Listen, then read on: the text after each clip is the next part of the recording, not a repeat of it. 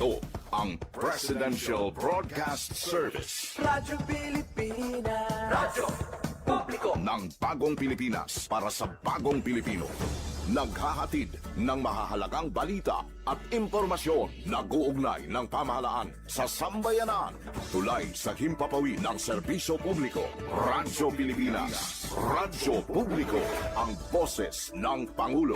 Sa Iloilo, Radyo Pilipinas. 585 AM. Philippine Standard Time, 4:39 sa hapon. Gikan sa hulot balitaan sa PBS, Radyo Pilipinas, Iloilo.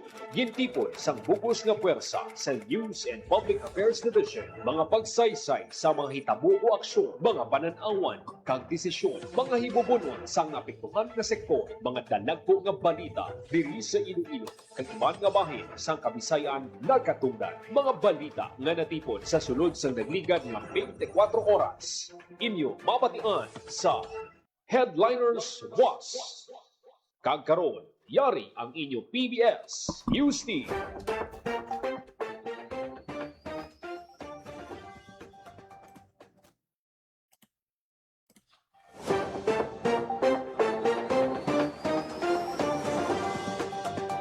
Mayong hapon, ini ang Headliners Buwas, Martes, Enero 30, tuig 2026. Ining inyo tagbalita, Joseph Paul Nobleza Tarosa, kagaroon sa mga pangulong dinalan. Manguma sa badyangan kag mga isda gikan sa San Lorenzo National Winner sa 51st Gawad Saka sang DA. 14.7 milyones pesos nga balor sang illegal nga droga na kumpiska sa birada semana sang PRO6. Livestock kag Aquaculture Expo 2026 ginlunsar sa Metro Manila, modernisasyon sang agrikultura ginsulong sang DA. Kagkaroon sa detalye na sang aton mga balita. Radyo Pilipinas. Radyo Pilipinas News. Panghuma sa badyangan kag mga isda gikan sa San Lorenzo National Winner sa 51st Gawad Saka sang DA. Detalye sang balita, JP Herrera. Radyo Pilipinas. Radyo Pilipinas. Report. Ilan nga national winner sa 51st Gawad Saka ng Department of Agriculture ang mangunguma sa Badyangan Iloilo kag ang gimarasnon nga mangisda gikan sa San Lorenzo. Si Engineer Ed Rodrigue Canyoto sa Badyangan ang ginkilala nga outstanding high value crops farmer achiever sa vegetable category kasunod sang iya dedikasyon kapisan kag padayon nga pagduso sang moderno kag tayuyon nga pagtanom sang high value crops. Samtang National Outstanding Fisher Folk para sa Fish Capture category si Gina Ungsod sang San Lorenzo Guimaras, isa ka nanay, asawa, mangisda kag alagad sang publiko. Si Ungsod kilala sa iya responsable nga pagpangisda, pagpanguma, pagsagod sang sapat, pag-obra sang asin kag ginamos, samtang aktibo nga nagaserbisyo bilang tanod kag katapo sang lokal nga organisasyon sang mga mangingisda. Ang Gawad Saka ginakabig pinakamataas nga pagkilala nga ginahatag sang Department of Agriculture sa mga mangunguma kag mangingisda sang pungsod. Nagalaw mang DA Western Visayas nga ang kadalagaan na Canyoto kag Ungsod magserbe nga inspirasyon sa iban agud padayon nga maghibakas kag magpulig sa pagpabaskog sang sektor sang agrikultura kag palangisdaan sang pungsod. Para sa Bagong Pilipinas, JP Harvas, Radyo Pilipinas, Radyo Publiko. Radyo Pilipinas. Radyo Pilipinas News. Nagapupiling nga agresibong Police Regional Office 6 sa kampanya kontra illegal nga droga. Sagin patigang nga simultaneous anti-criminality kag law enforcement operations sa kumbirada semana sang PRO6 humalin Hunyo 22 to 28 naglabot sa 14.7 milyones pesos nga balor sang illegal nga droga ang nakumpiska sang kapulisan. Ini ang nakumpiska sa 39 operasyon sa 46 ka drug suspect ang naaresto. Sa paglunsar sa birada semana, napunggan ang illegal drug activity sa Western Visayas. Suno kay PRO6 Director, Brigadier General Randolph T. Tuanyo sa tagsa ka madinalagon nga operasyon napunggan sang kapulisan ang paglabot sang illegal nga droga sa komunidad sa paglagas sa mga drugista. Nagapabilin nga mapaskog ang anti-drug campaign sa Western Visayas. Radyo Pilipinas. Radyo Pilipinas News. Livestock ag Aquaculture Expo 2026 ginlunsar sa Metro Manila, modernisasyon sang agrikultura ginsulong sang DA. Detalye sa balita, WVSU intern Michael Johnson. Radyo Pilipinas. Radyo Pilipinas. Report. Liwat nga ginpahayag sang Department of Agriculture o kon DA ang ila bug-os nga suporta sa modernisasyon sang agrikultura kag mas ginpalapad nga kooperasyon sa industriya. Matapos ang ahensya nga nagpartisipar sa 3 kaadlaw nga Livestock and Aquaculture Philippines 2026 Expo nga ginhiwat sa World Trade Center sa Pasay City sa June 24 tubtob 26. Suno kay DA Assistant Secretary Dr. Michael Garcia, importante ang amo nga expo para sa pagpaambit sang mga bag-o nga teknolohiya, pagpaayos ang produksyon sang pagkaon, kang pagpasiguro sang biosecurity para sa mga nagasaylo sang sapat kag pangisdaan sa pungsod. Gindugang man ni DA Undersecretary Dr. Constantine Palabrica nga ang iningay niya sa tiba nagasanto sa bagong Pilipinas vision ni President Ferdinand Marcos Jr. nga nagapanawagan sang pag-ugyon para sa pag-asenso sang ekonomiya. Sa amo nga hilikoton, nagbutang sang boots ang nanuhay-tuhay nga opisina sang DA, kaupod ang Bureau of Animal Industry kag Bureau of Fisheries and Aquatic Resources para maghatag sang libre nga seminar kag magpanagtag sang resources nga sa mga pumuluyo. Para sa Bagong Pilipinas, ini si WVSU intern Michael Johnson de la Cruz, Radyo Pilipinas, Radyo Publiko. Radyo Pilipinas. Radyo Pilipinas News. National Nutrition Council nagapahanumdum sa publiko nga maghalong sa tuman kay init nga panahon. Detalye sang balita, WVSU intern Frenchie Banyas. Radyo Pilipinas. Radyo Pilipinas. Report. Ginapahanumdum sang National Nutrition Council sa publiko nga maghalong sa tuman kay init nga kondisyon nga ginapabatyag sa pungsod. Bisan pa nga gindeklarar sang pag-asa ang pagsugod sang tig-ululan sang June 4, 2026, padayon gihapon ang mataas nga temperatura kag heat index sa madamo nga lugar. Suno sa pag-asa ang heat index nagalabot sa caution nga 27 to 32 degrees Celsius, danger 42 to 51 degrees Celsius kag extreme danger 52 degrees Celsius pataas. Ang tuman kay init may dako ang epekto sa nutrisyon. Ginapabuhin sini ang gana sa pagkaon, ginapataas ang kinahanglanon sang lawas sa tubig, kag ginahulbot ang produksyon sang pagkaon. Ang tema sang Nutrition Month 2026 subong nga bulan sang Hulyo amo ang nutrisyon at kalikasan ating pangalagaan. Nagapakita ini sang kaangtangan sang nutrisyon kag palibot kag ang responsibilidad sang tanan nga amligan ang lawas. Ginapahanumdum sang NNC ang publiko nga mag-inom sang tubig adlaw-adlaw, magkaon sang prutas kag utan nga gapa-hydrate, sundon ang pinggang Pinoy para sa balanse nga pagkaon kag pilion ang lokal kag seasonal nga pagkaon agod maprotektahan ang lawas kag kalikasan. Sa pagsaulog sang Nutrition Month, ginapahanumdum nga ang nutrisyon kag pag-atipan sang palibot nagahugpong kag paagi sa maalam nga pagpili sang pagkaon, pag-inom sang damo nga tubig kag pagpalangga sa palibot, mahimo naton matukod ang mas manami nga komunidad nga andam sa pag-atubang sang pagkabalaka sa nagabag-o nga klima. Para sa Bagong Pilipinas, ini si WVSU intern Frenchie Banyas, Radyo Pilipinas, Radyo Publiko. Radyo Pilipinas News. Magahiwat ang Philippine Statistics Authority Guimaras Provincial Statistical Office sang Mobile Civil Registry System sa Hulyo 1 to Hulyo 2, 2026 sa ilatalatapan sa Galanto Building, Mosqueda Village, San Miguel, Hortan, Guimaras. Katuyan sa aktibidad nga mapalapit sa pumulo ang mga serbisyo sa civil registration sa PSA. Sunod kay Grace Buenasalbas, Registration Officer 2 sa PSA Guimaras sa Mobile CRS, makakuha mga pumulo sa mga kopya sa civil registry documents na nakakipan sa Certificate of Live Birth, Marriage Certificate, Certificate of No Marriage o Consent No Mark, Death Certificate nga hindi na kinahanglan magbiyahe pa sa Iloilo kung makuha ang ila kinahanglan ng mga record. Magluwas pa diri makuha nila gilayon ang dokumento nga ilagin request kung hindi na magulat sang pila pagkaadlaw. Ginaimbitahan sa PSA Guimaras na tanan nga pumuloy ang mag-avail sa mga serbisyo sa Mobile CRS. Radyo Pilipinas. Radyo Pilipinas News. Samtang sa ibang panaton nga balita, Radyo Pilipinas. Radyo Pilipinas News. Radyo Pilipinas. Radyo Pilipinas News. pag-purchase ng metal detector nga gabiton sa pag-check sa bag sa mga estudyante ang mga sulod sa bulutuan sa rama purchase pinay sa MOE sang bulutuan. Detalye sang balita, Marian Grace. Radyo Pilipinas. Radyo Pilipinas. Report. Tara nga magamit ang maintenance and other operating expenses akon MOOE sa mga buluthuan para sa pagbakas ang metal detector nga usaron sa pag-check sa mga bag sa mga estudyante antes mosulod sa mga buluthuan. Gimpahayag ni DepEd Region 6 Finance Division Chief Administrative Officer Martha Ampig nga apisar nga wala pa sang direktiba gikan sa Central Office sa pag-procure sang metal detectors apang kun luyag naman sa mga buluthuan nga magbakal sara nga mausar ang MOOE bangod ang item manubo sa 50,000 pesos. Dugang pa ni Ampig nga mayara na sa pila ka mga buluthuan sa rehiyon ang nakabakal na sang metal detector. Samtang pahayag naman ni DepEd 6 Regional Director Cristito Eco nga mayara man nga mga ginikanan nga sila mismo nagapangita sang partner para sa pag-procure sang detector. Dugang pahayag pa niya nga dako ang mabulig sang metal detector agud masiguro nga wala sa makahalalit nga items nga makasulod sa mga buluthuan.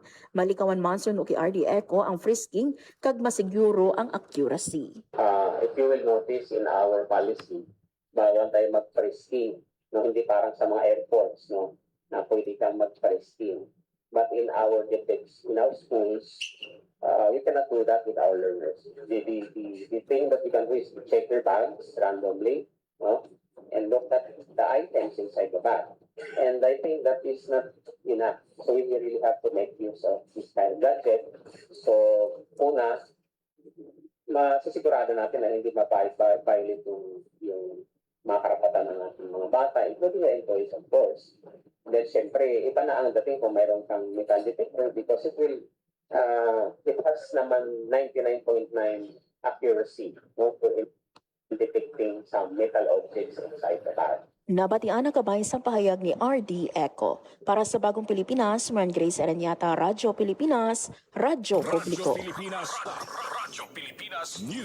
Pambato sa kabatuang ging koronahan bilang Sojisk Ambassador 2026 MJ ba isa labing unang atagdaog gikan sa probinsya. Detalye sa balita, WVSU intern Rielen May Cordero. Radyo Pilipinas, report. Nagsulat sang bag-o nga kasaysayan ang banwa sang kabatuan matapos ging koronahan ng ila tumandok na si MJ Baisa bilang SOGSC Ambassador 2026. Si Baisa ang pinakauna ng tagdaog sang nasambit nga titulo gikan sa probinsya sang Iloilo. Ang SOGSC nagakahulugan sang sexual orientation, gender identity, gender expression, and sex characteristics. Sa interview kay Baisa sa Radyo Pilipinas Iloilo, ginpaambit sining nga ang nasambit nga paindis-indis naging oportunidad agud mabatian ang mga nagakalain-lain nga istorya sa mga miyembro sang LGBTQIA+ communities.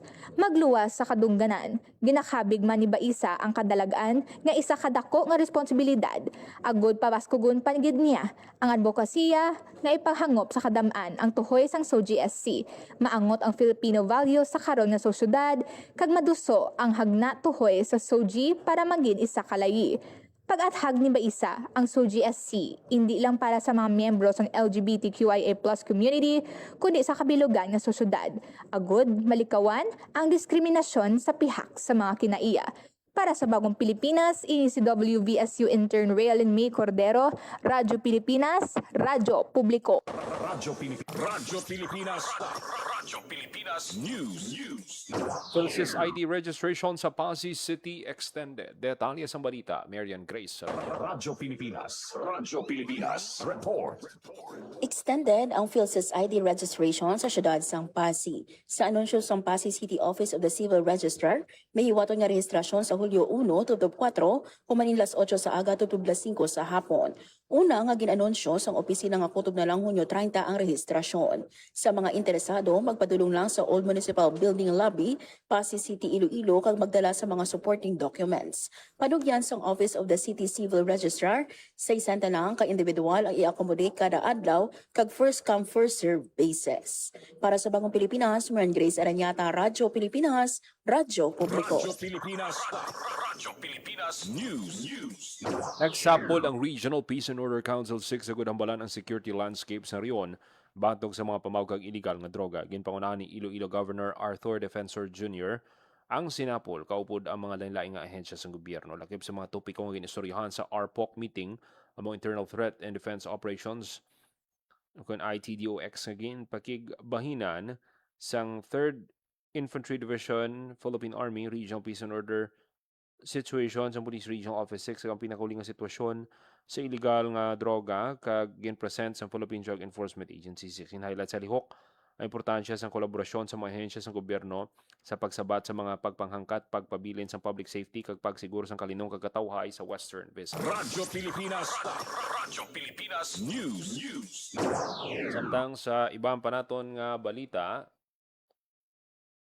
hub para sa creative industry ginbuksan sa Bacolod City. Detalye sa balita, JP.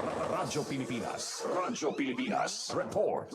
Formal na nga ginbuksan sa lokal nga panguluhan sa Bacolod City ang G-Hive nga isa ka hub para sa creative industry kag ginakabig mangin bag-o nga sentro sa mga lokal nga graphic artists, designers, developers kag mga magagmay nga negosyante.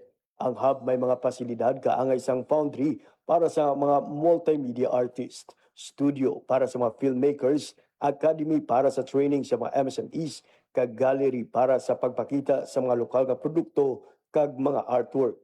Tinutuyo sang hub nga maangot ang lokal nga talento sa teknolohiya kag sa panabuton. Nagpasalamat naman si Mayor Grega Sataya sa tanan nga nagbulig agud matuman ang handom nga makahatag suporta kag infrastruktura sa creative sector sa syudad. Para sa Bagong Pilipinas, JP Harbas, Radyo Pilipinas, Radyo Publiko.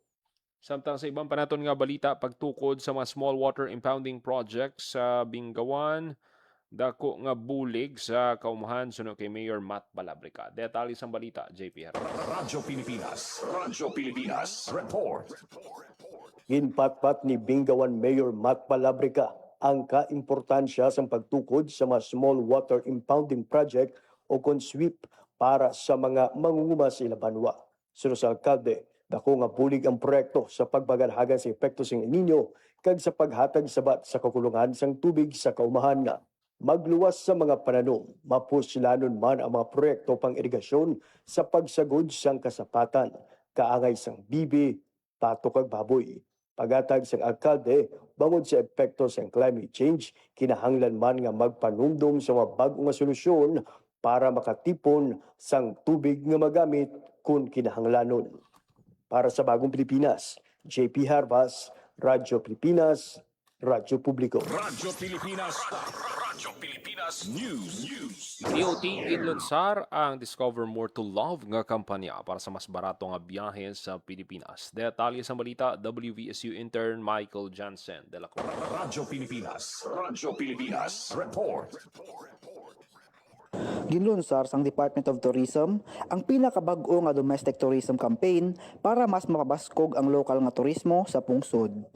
Ginpahayag ni DOT Secretary Dita Angara Mathay nga ang Discover More to Love campaign ang sabat sa reklamo sang madamo nga mga Pinoy nga mas mahal pa magbiyahe sa sulod sang Pilipinas kung ipaanggid sa magbiyahe sa gwa sang pungsod.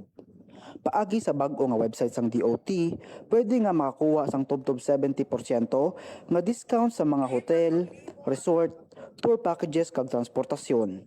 Ginasiguro sang ahensya nga safe ang mga biyahero sa online scam, bangod 100% nga lehitimo kag verify gid sang DOT ang tanan nga promo sa amo nga website. Dako ang bulig sini para sa mga ekonomiya ilabi na gid kon panahon sang tigululan kun diin mas mingaw ang turismo. Base sa datos ng Philippine Statistics Authority o PSA, nag-abot sa 3.256 trillion pesos ang nagasto sa lokal nga turismo sang tuig 2025 nga mas mataas kung ipaanggid sang tuig 2024. Todo suporta man ang pribado nga sektor sa sini nga proyekto para mas mapromote pagid ang kanami sang kada rehiyon sa pungsod. Para sa Bagong Pilipinas, ini si WVSU intern Michael Jansen de la Cruz, Radyo Pilipinas, Radyo Publiko. Radyo Pilipinas News. Kobra nakitaan sa Tigbawan Manog gain turnover sa DNR. Detalye sang balita, Hope Torrechante. Radyo Pilipinas. Radyo Pilipinas. Report. Isa ka manog nga ginapatian kobra nga may kalabaon nga 8 katapak ang nakitaan sa barangay San Rafael, Tigbawan, Iloilo. Suno sa Municipal Environment and Natural Resources Office, alas 8:30 sang aga sang June 28 nakitaan ng manog sang mangunguma samtang nagatrabaho sa iya uma. Gilayon man nga ginpadulungan sang Wildlife Enforcement Officer ang lugar kag ginkuha ang manog. Ginpahayag sang menro nga ginsunod ang husto nga protocol sa pag-rescue sang sapat kag gin-turn over na sa DNR Sendro Miag-aw para sa kustodiya kag disposisyon. Sa karon suno sa Menro Tigbawan ginahulat pa ang kumpirmasyon kung ang cobra nga nakit-an Philippine Cobra o kon King Cobra. Para sa Bagong Pilipinas, Hope Trichante, Radyo Pilipinas, Radyo Publiko. Radyo Pilipinas. Radyo Pilipinas News. Padayon ang pag-maintain kag repainting sa mga pedestrian lanes malapit sa mga school zones sa syudad sang Iloilo ug masiguradong safety sa mga estudyante sa pagpanguna sa mga personnel gikan sa Office of the Facility Officer lakip sa ginpaidalom sa repainting ang pedestrian lane sa Barangay Taft North, Mandurriao sa atubang sa Mirasol Elementary School ug Cuevero Street, Mandurriao. Magmula sa pagpahamtang sa signages kag repainting activity, nagapanawagan man si Iloilo City Mayor Isa Trenia sa mga motorista kag drivers nga maghalong maghinay-hinay kung nagalabay sa mga eskwelahan ka magsunod sa traffic rules para sa seguridad sa estudyante kag pumulo. Radyo Pilipinas. Radyo Pilipinas News. Pagsaulong sa National Disaster Resilience Month sa Hulyo, ginhandaan na sang Iloilo City Government. Detalye sang balita, General. Radyo Pilipinas. Radyo Pilipinas. Report. Madamong aktibidad ang nakalinyada sa pagsaulog sa National Disaster Resilience Month sa siyudad sang Iloilo sugod sa bulan sang Hulyo. Ang Iloilo City Government kabuilog ang CDRRMO kag Office of the Civil Defense 6 ginahandaan na ang kick-off ceremony sang NDRM celebration sa maabot nga Hulyo 1 sa Festive Walk Mandurriao. Ginpahayag na Attorney Melissa Banyas, Chief of the Office of the Civil Defense 6 Operation Section, lakip sa mga pagkapatigayon ang paghiwat sang simulations, asset displays kag rescue Olympics. Paagi sining aktibidad, mapataas ang awareness ang pumuluyo sa tion sang emerhensya kag mapaalerto ang tanan nga sektor sang komunidad. Isa man sa highlight sang aktibidad amo ang Kabalaka Expo sa Hulyo 15 of 16 sa diin suno kay CDRRMO Urban Search and Rescue Chief Darwin Solasidas. Magkapasakop sa Expo ang mga exhibitor gikan sa local government units, academe, civil society kag private sector. May hiwaton man nga DRR Alphabet and Resilience Storybook Telling sa maabot nga Hulyo 2 kag Climate Forum naman para sa mga senior citizens sa maabot nga Hulyo 3. Para sa Bagong Pilipinas, Janelle Baclay, Radyo Pilipinas, Radyo Publiko. Radyo Pilipinas. Radyo Pilipinas News. Klase sa tanang level sa Roa City, kanselado man epektibo alas 12 ang Hunyo 30 bangod sa malaing at tiyempo. Ronnie Dadivas ang deklarasyon sa anting mansigin pagwa nga yellow rainfall warning sang DOST pag-asa. Ginabisuhan naman ang mga bulutuan nga magpatumat sang alternatibo nga pamaagi sang pagtuon agud masiguro kapag nga nagatuon ng kabataan samtang ginapasiguro ang ilang maayo nga kahimtangan. Radyo Pilipinas. Radyo Pilipinas News. LGU malangig indesong Boracay sa Fichi Text 2026 Business Network event. Detalye sa balita, Hope Torrecha. Radyo Pilipinas. Radyo Pilipinas. Report. Gintibong sang lokal nga pamunuan sang Malay Aklan ang isla sang Boracay sa ginhiwat nga Philippine-China Travel Exchange 2026 Business to Business Network event. Katuyuan sang PhilChitex 2026 nga liwat pabaskugo ng kumpiyansa sang Chinese travel market kag ang pagtamdanay sang industriya sang turismo sang Pilipinas kag China. Gintipon sa B2B networking event ang mga Chinese tour operators kag mga Filipino tourism stakeholders sa pungsod para makahuman sa mga bag-o nga partnership kag mga travel packages. Suportado man sang inisyatiba ang pagpatuman sang e-visa kag visa-free policy sang Pilipinas amo man ang pagbalik sang direkta nga biyahe halin China padulong sa mga nagapanguna nga destinasyon sa pungsod. Para sa Bagong Pilipinas, Hope Trichante, Radyo Pilipinas, Radyo Publiko. Pilipinas. Radyo Pilipinas News. Regional Subcommittee for the Welfare of Children nagpakigsapol sa DepEd 6. Detalye sa balita, Marian Grace. Radyo Pilipinas. Radyo Pilipinas. Report. Nagpakigsapol ang pila ka personnel sang Regional Subcommittee for the Welfare of Children o kon RSCWC6 nga isa ka komitiba sa idalom sa Department of Social Welfare and Development Field Office 6 kay Department of Education 6 Regional Director Cristito Eco agud pabasgon ang kolaborasyon sa pagduso sang child focus programs kag mga inisyatibo sa rehiyon sa East. Ginpangunahan ni DSWD6 Regional Director Joselito Estember kaupod Santay France Hermosillas, Regional Coordinator sang RSCWC6 kag mga representante sang Pantawid Pamilyang Pilipino Program o kon 4Ps ang courtesy visit kay RD Eco. Nakasentro ang pagsinapol sa status ng kabataan nga benepisyaryo sang 4Ps kag regional situationers ang kabataan sa Western Visayas kung sa diin ginpatpat ang pila ka key developments, emerging issues kag priority concerns nga nagaapekto sa kabataan. Ginistoryahan man ang importansya sang data-driven planning, policy coordination kag interagency collaboration agud mapasiguro nga ang kabataan partikular ang yara sa mahuya nga sitwasyon ang may access sa dekalidad nga edukasyon, social protection, ikaayong lawas kag essential services. Ginatagan man pagtamo ni RD Esteber ang importansya sa pagpabaskog sang partnership sa tunga sang government agencies nga suno sa iya importante sa paghimo sa mga interbensyon nga nagasabat kag nagabase sa ebidensya nga nagasakdag sa mga kinamatarong kag kaayuhan sang tagsa ka bata. Para sa Bagong Pilipinas, Maran Grace Areñata, Radyo Pilipinas, Radyo Publiko. Radyo Pilipinas News. Nag-graduate sa programa ang 126 Kapantawid Pamilyang Pilipino Program sa Tuboso, Negros Occidental nga nagamarka sang isa ka importante nga tikang sa ila pagpaningwa nga mangin independyente kag self-sufficient. Nagiwat sang kadaugang 2026 graduation ceremony para sa mga natapos nga benepisyaryo. Highlight man sa graduation ceremony ang formal nga pag-turnover sang 126 ka graduate case folders sa Municipal Social Welfare and Development Office ang 4-piece, isa ka investment sa human capital sa national government nga nagatag sang conditional cash grant sa makabig poorest of the poor. Good pagkamaayon ng ikayong lawas, nutrisyon, kag edukasyon sa kabataan edad 0 to 18 years old. Makabig nga graduate sa programa ang mga benepisyaryo nga nalabot ng 7 ka tuig nga program limit o kung na-assess nga nalabot na ang self-sufficient level sang well-being. Radyo Pilipinas News. Alam Iloilo nagasuporta sa walang gutom programs ang gobyerno nasyonal. Detalye sa balita, WVSU intern Frenchie Banyas. Radyo Pilipinas Report.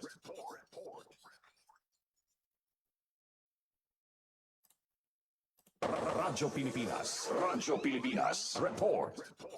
Ginpangunahan ni League of Municipalities Iloilo President Mayor Suzette Mamon sang Badyangan Iloilo ang pagpanagtag sang bulig sa idalom sang walang gutom program sang June 26, 2026 sa ilang Municipal Social Hall.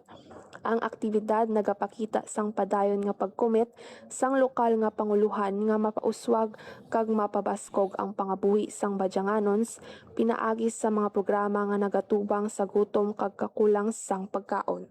Ginhatagan pagtamod ni Mayor Mamon ang importansya sang mga inisyatiba nga nagahatag sang bulig sa mga pamilya nga nagaantos. Ini para masiguro nga may kahigayunan sila nga makaangkon sang masustansya nga pagkaon kag mga kinahanglanon. Ginpabutyag sang alkalde nga ang programa nagahatag sang paglaom kag dignidad sa mga benepisyaryo kag nagapakita sang padayon nga kabug-usan sa gobyerno sa pag-asenso sang kabuhi sang mas vulnerable sector. Ang walang gutom program isa ka national nga inisyatiba nga nagatinguha nga mapunggan ang gutom pinaagi sa paghatag sang suporta sa kwalipikado nga mga pamilya kag pagbakod sang seguridad sa pagkaon sa komunidad. Sa idalom sang liderato ni Mayor Mamon, ang munisipyo sang Badyangan nagapadayon sa pagbiniligay upod sa mga ehensya sang national nga gobyerno sa pagpatuman sang mga programa nga nagapromote sang ikaayong lawas kag kaayuhan sang pumuluyo. Ginpasiguro sang opisyal nga ang matuon nga serbisyo publiko magalabot gid sa mga tawo nga nagakinahanglan sini. Para sa Bagong Pilipinas, ini si WVSU intern Frenchie Banyas, Radyo Pilipinas, Radyo Publiko. Mga banwa sa Antique nag-declare sang suspensyon sang face-to-face classes sa mga Martes, Hunyo 30. Detalye sa balita, Hope Torres. Radyo Pilipinas Report. May pila ka mga local government units sa Antique nga nagdeklara sang pagpaiway sang klase Martes, June 30, bangod sang malain nga tiempo. Wala sang klase sa tanan nga level sa pribado kag pampubliko nga bulutuan sa banwa sang Barbasa, Sebaste kag Kulasi. Samtang preschool tubtub senior high school naman sa Libertad kag Tibyao. Nagpasalig ang Antique Provincial Disaster Risk Reduction and Management Office nga nagapadayon sila sa pagmonitor sang lakat sang panahon kag ginpangabayang publiko nga likawan ang paglagaw sa tion sang madamol nga ulan. Para sa Bagong Pilipinas, Hope Trichante, Radyo Pilipinas, Radyo Publiko. Radyo Pilipinas News.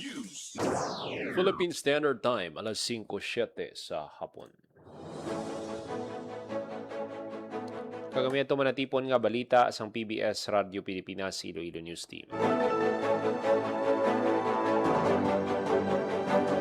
Martes, Hunyo 30, tuig 2026. Inyong inyo tagbalita, Joseph Paul Noblesa Tarosa. Ang inyong tulay sa himpapawid ng serbisyo publiko, ang Presidential Broadcast Service, Radyo Pilipinas, Radyo Publiko.